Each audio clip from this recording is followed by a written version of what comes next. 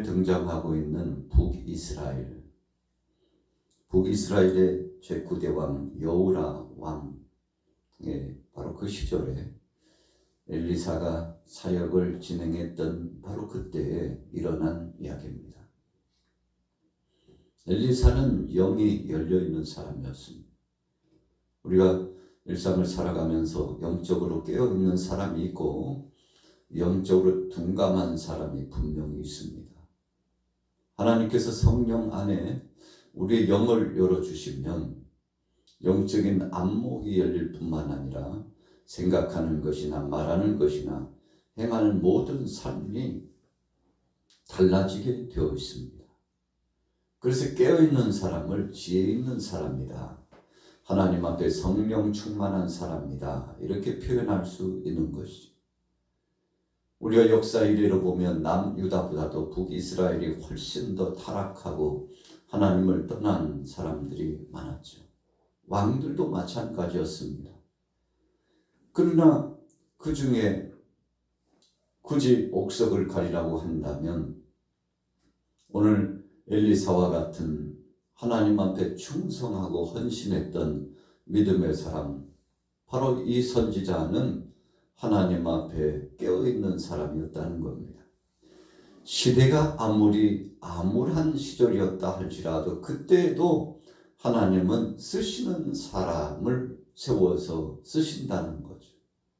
그래서 우리는 이 땅에 2025년도를 살아가면서 세상이 아무리 어수선하고 혼탁하고 혼란스러워도 나라가 위급하고 위중한 상황에 있다 할지라도 세상에 왜 이렇게 혼탁하고 혼란스럽고 어둡느냐, 도대체 참 못 살겠다라고 이와 같이 마음에 낙심하고 절망할 것이 아니라, 하나님 바로 이 시대에 내가 북이스라엘의 엘리사와 같은 사람이 깨어있으므로 시대적으로 하나님의 말씀을 전하고 하나님의 뜻을 하여 다시 한번 재조명하며 살 수 있는 길을 열어주신 것처럼 다른 사람 볼 것 없이 바로 내가 하나님 앞에 우리가 깨어있을 수 있는 믿음의 사람 되길 원합니다라고 소원을 품는 것이 중요한 것이죠. 우리가 이사야 선지자를 보면 참 그 시절 상황이 썩 좋지 못했습니다. 그의 사촌형격이었던 우시아 왕이 절대적인 권력을 가지고 있었으나 처음에는 하나님 앞에 영광도 돌리고 참 신실한 모습으로 잘한 듯 했지만 나중에는 그가 중도에 교만하고 하나님의 뜻을 거스리고 방자히 행하고 왕이 해서는 안 될 제사장만이 분양해야 될 것을 자기가 오히려 월권을 하고 하나님 앞에서 참 몹쓸 짓을 행함으로 그래도 제사장들이 만류를 하고 왕이여 이래서는 안 된다고 그를 향하여서 하나님의 뜻을 전했지만, 그러나 그가 하나님의 뜻의 말씀을 받지 않고 제사장들의 뜻을 접수하지 않고 자기 이모대로 했다가 그만 한센병이 몸에 들어와 가지고 평생 고통당하다가 최후의 비참하게 죽음을 맞이하게 됐죠. 참 시대가 암울했습니다. 그때 답답하고 컬컬한 마음이 왜 없었겠습니까?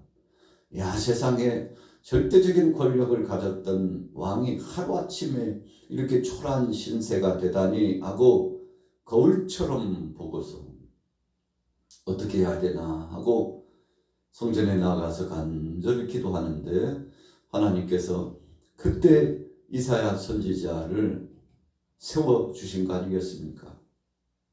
그 상황이 좋지 않았어요. 그러나 절망하지 않고 낙심하지 않고 하나님 앞에 나가서 하나님 어찌해야 하오리까? 하나님께서 그를 새롭게 하시고 그리고 시대에 정말 중요한 사명이 있다는 사실을 알게 했죠. 그때 이사야가 하나님 앞에서 주여 나를 보내시옵소서, 나를 써주옵소서라고 소원했더니 하나님께서 그를 써주시고 전무후무할 만한 정말 중대한 사역을 감당하고 메시아께서 이제 장차 곧 오신다는 메시아의 예언에 대한 아주 중요한 범주의 말씀을 예언하고 선포하는. 그래서 우리가 잘 아는 대로 이사야서의 말씀은 메시아가 오시기 한 700여 년 전에 선포되고 주어졌던 말씀 아닙니까? 이 막중한 사명을 하나님께서 이사야 선지자에게 허락해 주셨다는 것은 참 귀하고 복된 일이죠. 오늘 본문에도 보면 북이스라엘 나라가 어려움을 많이 겪었습니다. 아람 나라가 쳐들어와 가지고 수시로 침탈하고 나라를 짓밟고 백성들을 공격하고 고통스럽게 하는데, 그래도 깨어있는 사람 엘리사가 생각하고 보니 그냥 내버려둬서는 안 되겠어요.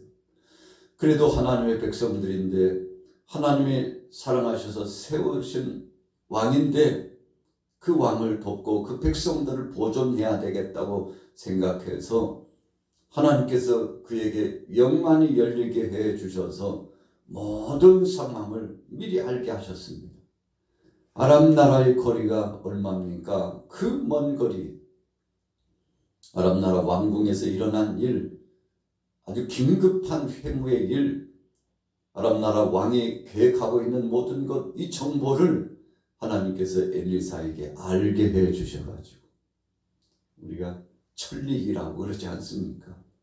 천리길의 이야기도 다 듣고, 그리고 그 일을 추스려서 헤아리고 분별할 수 있는 영감을 하나님께서 엘리사에게 허락해 주신 거죠. 우리가 엘리사가 얼마나 하나님 앞에서 은혜를 사모했는지는 누구보다도 말씀을 통해서 잘 알지 않습니까? 그의 스승이었던 엘리야가 하나님 앞에 부름을 받고 이제 승천할 기약이 가까우는데 자꾸만 그 스승 엘리야를 따라다녀요. 엘리야가 이제 승천할 기약의 시간이 가까우는데 엘리사가 가까이 있으니까 좀 부담되는 것이 아니에요. 그래서 떼어놓고자 애를 썼습니다. 2번, 3번씩이나 자리를 이동하면서 떼어놓으려고 했어요. 그러나 엘리사가 영적으로 감지한 거죠. 우리 스승 엘리야가 이제 하나님 앞에 부름받는데 내가 끝까지 그의 길을 따라 하나님이 행하신 일 목도하고 그리고 하나님의 선대함을 체험하리라. 엘리야가 야, 도대체 너는 뭘 원하느냐? 그랬더니 엘리야사가 저에게 갑절의 영감이 있기를 원합니다. 야, 이것은 내가 너에게 줄 바가 아니고 이것은 하나님이 주시는 것인데, 하나님께서 혹 너에게 이런 갑절의 영감을 주시길 원한다면 내가 하늘로 승천하는 이 광경을 하나님께서 너에게 목도하여 보게 하리라, 허락해 주시리라. 엘리야가 지혜로운 사람이었죠. 왜 그런가요? 하나님 앞에 쓰임받는 종이었지만 하나님 앞에 권능을 갖춰 체험하여 그 권능으로 사역을 행하는 사람이었지만 참 전무후무할 만한 엄청난 능력과 권세를 하나님께서 엘리야에게 주셨죠. 그럼에도 불구하고 그는 하나님이 하신 일과 내가 해야 될 일을 구분했던 지혜로운 사람이요 겸손의 사람이었다는 것입니다. 여러분, 우리가 이 시대에 하나님 앞에 부름받아서 끝까지 쓰임받는 사람이 있는가 하면, 어떤 사람들은 보면 하나님께서 쓰시다가 버리는 사람이 분명히 있어요. 이유가 뭡니까? 왜 그렇게 귀하게 쓰임을 받다가 어떤 사람들은 지속적으로 주님 부르시는 그날까지 쓰임 받는데 어떤 사람들은 중도에 하차되어서, 참 안타깝게도 하나님께서 그 일을 더 이상 하지 못하도록 막으시는 예가 뭡니까? 이유는 한 가지입니다. 하나님 앞에 모든 것을 맡기고 하나님 뜻을 구하고 겸손하게 하나님 앞에 영광 돌리는 그 중심으로 내 뜻과 내 생각과 내 목적이 아니고 하나님이 섭리하시고 운행하시고 자정하시는 그 역사 앞에 두렵고 떨림으로 하나님을 경외하고 백성들을 긍휼히 여기는 이 마음을 가진 사람들은 하나님께서 끝까지 쓰시되 더 크게 쓰셨던 것을 우리가 역사의 무대에서 분명히 알 수 있습니다. 엘리야가 그랬습니다. 엘리사도 스승을 쫓아서 신실한 믿음을 가졌습니다. 그래서 저에게 갑절의 영감을 주옵소서. 여러분, 그랬더니 하나님께서 엘리사에게 엘리야가 성실하는 모든 모습을 목도에 보게 하고 그에게 갑절의 영감을 주었는데, 엘리야가 승천하면서 떨어졌던 그 겉옷, 그것을 주어가지고 요단강에 가가지고, 스승은 이제 엘리야는 하나님 앞에 부름받아 눈에 보이지 않는데, 그가 하나님의 감동을 받고서 요단강 물을 향하여서 좌우로 그 옷을 가지고 흔들어 쳤더니, 여러분, 요단강 물에 그 엄청난 능력의 역사가 나타났던 것을 우리가 기억하지 않습니까? 왜 이렇게 됐나요? 왜 이런 권세를 가지게 되었습니까? 여러분, 하나님 앞에 붙들림 받고 하나님 앞에서 겸비한 믿음을 가졌기 때문에 그렇습니다. 그래서 우리는 이 세상을 살아가면서 어떤 사람은 큰 믿음이 있는 사람이 분명히 있습니다. 그러나 어떤 사람은 믿음이 없으므로 이를 생각지도 못하고 그 일을 하지도 못하고, 어떤 때는 믿음이 없으므로 믿음으로 일하는 사람을 방해하는 사람이 많아요. 여러분, 그래서 우리는 하나님 앞에 구할 때 주님, 내가 순수하고 신실한 믿음 있는 사람이 되게 하시고 하나님 앞에 동역자가 되게 될지언정 하나님의 성스러운 성업을 방해하고 회방하고 분리하고 이간질하고 공동체를 깨트리고 이런 하나님 앞에 해서는 안 될 몹쓸 짓을 하는 자 되지 않게 하옵소서. 여러분, 그래서 우리가 마음 먹기에 믿음 가진 대로 우리의 삶이 달라지는 것입니다. 오늘 본문에 엘리사는 모든 것을 알고 있었습니다. 그러나 하나님이 알려주시고 하나님이 계시해 주시는 것을 악용하지 않고 선용했습니다. 여러분, 하나님이 주신 은사를 가지고 잘 활용해야 됩니다. 두렵고 떨림으로 활용해야 됩니다. 그러나 하나님이 주신 은사를 선용하지 못하고 악용하는 사람은 참, 세상에 예수님께서 가룟 유다에게 그랬잖아요. 야, 저는 차라리 태어나지 않았으면 더 좋을 뻔했다. 여러분, 12제자 가운데 왜 하필 가룟 유다가 그렇게 되었나요? 이유가 무엇인가요? 하나님 말씀에 불순종하고 자기 마음대로 자기 뜻대로 자기 욕심대로 하고자 하는 그 육신의 정욕을 내려놓지 못했기 때문에 참 최후가요, 참 불행한 삶을 살다가 끝나지 않았습니다. 오늘 엘리사는 하나님 주신 것 가지고 오늘 왕을 돕고 나라를 돕고 백성을 돕기 위해서 이 정보를 주었는데, 아람 나라 왕이 아니 도대체 우리 왕궁에 혹시 첩자가 있느냐? 어떻게 북이스라엘 왕이 모든 것을 알고 저렇게 우리가 계획할 때마다 방비를 하느냐? 그랬더니 하속들 신하들이, 왕이여, 사실은 그런 것이 아니고 북이스라엘에는 여호와 하나님을 섬기는 엘리사라는 사람이 있는데 우리 왕께서 계획하시는 것마다 어떻게 알고 그 일을 다 자기 나라 왕에게 직고해가지고 방비를 하는 것입니다 하고 말했더니, 아람 나라 왕이 확 치밀어 올라가지고 분노가 끌어올라가지고 군사들을 보내가지고, 지금 엘리사라고 한 자가 어디 있냐 그랬더니 도단이라는 곳에 있다는데요. 거기에 군사를 보내서 그놈을 잡아오라고. 여러분, 그래서 군사를 보냈는데 밤사이에 엄청난 군사가 와가지고 포위망을 좁혀오는데 엘리사의 사환이 보니까 큰일 났어요. 엄청난 군대가 포위하고 이제는 끝났어요. 이제 우리는 죽었구나. 엘리사가, 걱정하지 마. 너 눈에 안 보이냐? 아람 나라의 군사들이 포위망을 좁혀오고 있는데 그 주위에 있는 하나님이 급파하신 엄청난 대군이 있는 것을 네가 알지 못하느냐.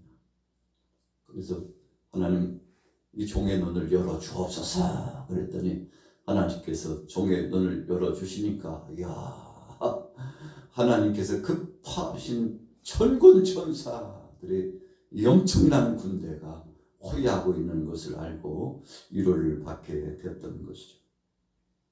자, 14절 보세요. 우리 같이 한번 읽어보겠습니다. 열왕기하 6장 14절 말씀 시작. 왕이 이에 말과 병과 많은 군사를 보내매 그들이 밤에 가서 그 성읍을 에워싸더라.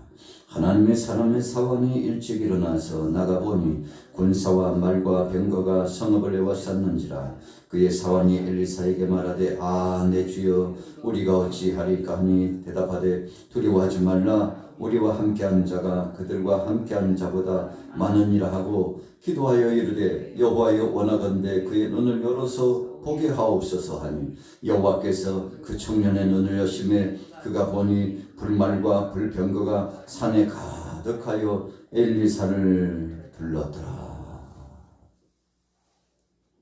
여러분, 기가 막힌 역사죠. 오늘날 이 시대에도 마찬가지입니다. 여러분, 지금도 하나님은 믿음의 사람들을 쓰셔요. 우리가 대한민국에 그래도 믿음의 사람들, 크리스찬들, 그것도 나라를 위하고 백성들을 위하고, 그래서 하나님 앞에 눈물로 기도하는 믿음의 사람들이 있기 때문에 여러분, 우리 대한민국은 그래도 소망이 있는 겁니다.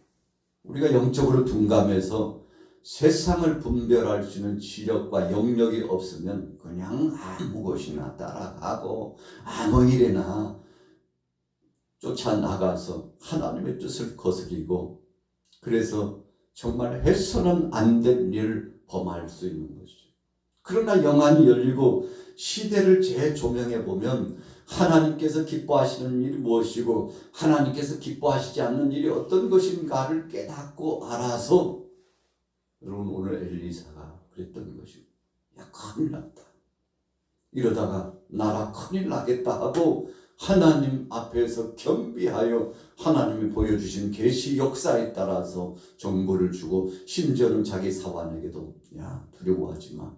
사람 보지 마. 세상의 세풍 보지 마. 하나님의 역사하심을 봐야지 하고 영안이 열려가지고 하나님의 역사하심을 보니까 하나님께서 호위하시고 엘리사를 지켜주시고 믿음의 사람들을 책임져 주시는 것을 알고서 더 담대하게, 나중에는 아람 나라의 군사들까지 눈을 멀게 해가지고 엘리사가 안내해가지고 가자, 당신들 길 잘못 들었어 해가지고 졸졸졸졸졸 따라가는데 어디까지 갔습니까? 북이스라엘 나라의 수도 사마리아 성까지 이끌고 들어가는데 꼼짝없이 다 따라왔죠. 여러분, 엘리사의 영역입니다. 영역이라는 것은 육신적인 어떤 힘의 행태, 인간적인 혈기, 목소리 크게 내는 거, 이게 영역이 아니고 하나님 뜻대로, 하나님 말씀대로, 하나님의 역사하시는 대로 순종하고 하나님 뜻대로 진리대로 행하는 것이 영역이죠. 그래서 이스라엘 왕 앞에 다 데리고 와가지고 보세요. 아람 군사들이 이렇게 왔다. 이스라엘 왕이 깜짝 놀래가지고 저놈들을 다 죽여야 되겠죠 하고 그랬더니 그러지 마세요. 저들에게 맛있는 진미를 먹여가지고 다시금 아람 나라로 보내라고. 그래서 엘리사의 말에 이 왕이 순종하고 하나님의 뜻대로 진행해 나갔더니 아람 군사들이 돌아가가지고 다시는 저들이 엿보지 않고 하나님을 두려워하고 엘리사를 두려워하고 하나님의 백성들을 두려워했다고 그러지 않습니까? 여러분, 우리는 어떻게 살아가시겠습니까? 우리가 하나님을 경외하고 하나님 앞에 영광 돌리면 하나님께서 영력과 지력과 방력과 권세를 주셔가지고 우리를 하여금 이 시대를 이기고 승리하게 해주시는데, 오늘 월요일 아침에 2월 3일 월요일 아침을 맞이하면서 여러분들에게 이런 하나님이 주시는 영감이 충만해서 육신의 정욕, 안목의 정욕, 이 세상 자랑으로 살지 않고 하나님이 주신 영역을 가지고서 믿음 안에 이 시대를 분별하고 하나님 뜻대로 살아서 하나님 영광 드러내고 나라 민족 안에서도 유익이 되고 복된 역사가 이루어지고 우리 교회와 가정 안에도 좋은 일들이 많아지시기를 예수님의 이름으로 축복합니다. 여러분, 그래서 오늘 우리가 주님 앞에 나온 겁니다. 세상의 어떤 지력이나 세상의 어떤 권세나 힘이 아니고 하나님이 주신 영역을 얻기 위해서 나온 겁니다. 그 영감이 있어야만이 새 사람이 되고 이 영역이 있어야만이 하나님을 기쁘시게 하고 하나님 뜻대로 행할 수 있는 권세가 우리 육체와 영혼 속에 임재하게 되는데, 오늘 아침에 기도하다가 1, 2, 4와 같은 이 영역, 하나님 영광을 위해서 일할 수 있는 복된 영역이 임하게 되시기를 예수님의 이름으로 축원합니다.